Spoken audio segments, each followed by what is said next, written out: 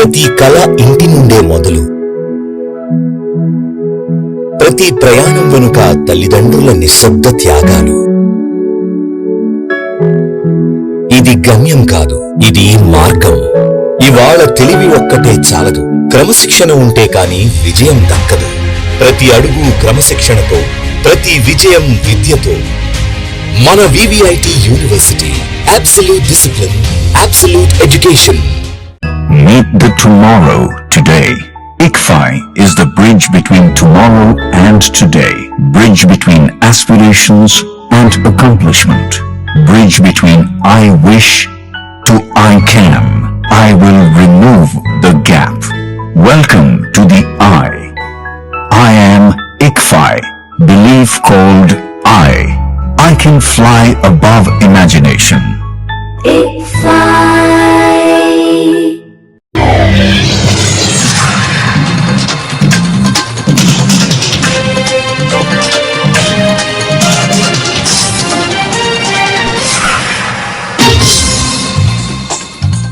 నమస్కారం, సిటీన్యూస్ కు స్వాగతం. నాటి వార్తా విశేషాలు. ఆంధ్రప్రదేశ్ ప్రభుత్వం చేపట్టిన స్వర్ణాంధ్ర స్వచ్ఛంద్ర కార్యక్రమంలో భాగంగా జగ్గేపేట మున్సిపాలిటీ ఆధ్వర్యంలో బుద్ధ విగ్రహం park, Buddha park, walking track ప్రాంతాల్లో ప్రత్యేక పరిశుభ్రత కార్యక్రమం నిర్వహించారు. ఈ కార్యక్రమంలో పాల్గొన్న ఎమ్మెల్యే శ్రీరామ్ రాజగోపాల్ మాట్లాడుతూ, పరిశుభ్రత ప్రతి పౌరుడి బాధ్యత అని స్వచ్ఛంద్ర కార్యక్రమాన్ని ప్రజా ఉద్యమంగా ముందుకు తీసుకువెళ్లాలని పిలుపునిచ్చారు. పరిశుభ్రమైన పరిసరాలు ప్రజల ఆరోగ్యానికి, పట్టణ అభివృద్ధికి దోహదపడతాయని తెలిపారు. ఈ కార్యక్రమంలో municipal chairman Rangapuram Raghavendra, commissioner పివివిడి Prasadarao, కౌన్సిలర్లు, స్వయం సహాయక సంఘాల మహిళలు, అధికారులు, పారిశుద్ధ్య కార్మికులు, స్థానిక ప్రజలు పాల్గొన్నారు.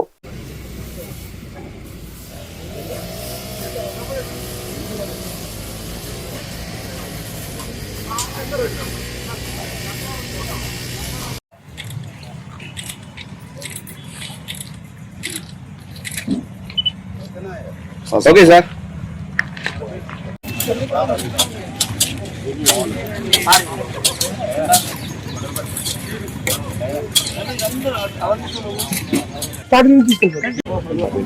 అలా మీరు జరుపుకోండి అన్న. మీరు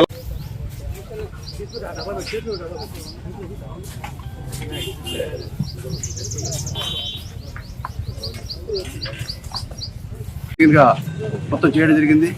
దీనిలో ఎక్కడైతే గడ్డి బాగా విపరీతం ఉరిగిపోతుంది తొలగించడం, అదేవిధంగా టేబుల్స్ కూడా ప్రత్యేకంగా పెయింట్స్ కూడా వేయటం. ప్రతి ఒక్కళ్ళు కూడా మరి క్లీన్ అండ్ గ్రీన్లో ప్రతి ఒక్క బాధ్యతగా స్వచ్ఛాంధ్ర స్వర్ణాంధ్ర కోసం గ్రీనరీగా ఉంచే విధంగా, అదే పరిశుభ్రంగా ఉండే విధంగా ప్రతి ఒక్కరు బాధ్యత చేయాలి. దీన్ని కూడా ఓట్ చేయడం జరిగింది. మనందరం కూడా ఆంధ్రప్రదేశ్ స్వర్ణాంధ్రప్రదేశ్గా, స్వచ్ఛాంధ్రప్రదేశ్గా తీర్చిదిద్దడానికి మనం కూడా కంకణబద్ధులై ఉండాలని చెప్పి అందరిని కోరుతూ ప్రతి విధంగా అధికారులతో కూడా మేము కూడా కలిసి పనిచేస్తాం. స్వర్ణాంధ్ర స్వచ్ఛంద్ర కార్యక్రమంలో భాగంగా జగ్గేపేటలోని 212వ అంగన్వాడీ కేంద్రాన్ని ఎమ్మెల్యే శ్రీరామ్ రాజగోపాల్ సందర్శించారు. అంగన్వాడీ కేంద్రంలోని వంటగది, వాష్రూమ్లు, పరిసరాలను పరిశీలించి పరిశుభ్రత నిర్వహణపై సిబ్బందికి సూచనలు చేశారు. అనంతరం చిన్నారులకు స్వయంగా భోజనం వడ్డించి వారితో కలిసి భోజనం చేస్తూ వారి యోగక్షేమాలను తెలుసుకున్నారు. పిల్లలకు ఆరోగ్యకరమైన ఆహారం, పరిశుభ్రమైన అలవాట్ల ప్రాముఖ్యతను వివరించిన ఎమ్మెల్యే చిన్ననాటి నుంచే స్వచ్ఛతపై అవగాహన పెంపొందించాలని సూచించారు. అలాగే పరిసరాలను పరిశుభ్రంగా ఉంచుతూ స్వచ్ఛంద్ర లక్ష్య సాధనకు సహకరిస్తామని చిన్నారులతో ప్రతిజ్ఞ చేయించారు. ఈ కార్యక్రమంలో municipal chairman Rangapuram Raghavendra, councillor Alekhya Saidam, అధికారులు, అంగన్వాడీ సిబ్బంది, పార్టీ నాయకులు, కార్యకర్తలు పాల్గొన్నారు. సరస్వతి నమస్తుభ్యం వరదే కామరూపిణి విద్యార్థం కరిష్యామి సిద్ధిర్భవతు మే సదా. సరస్వతి అనుగ్రహం.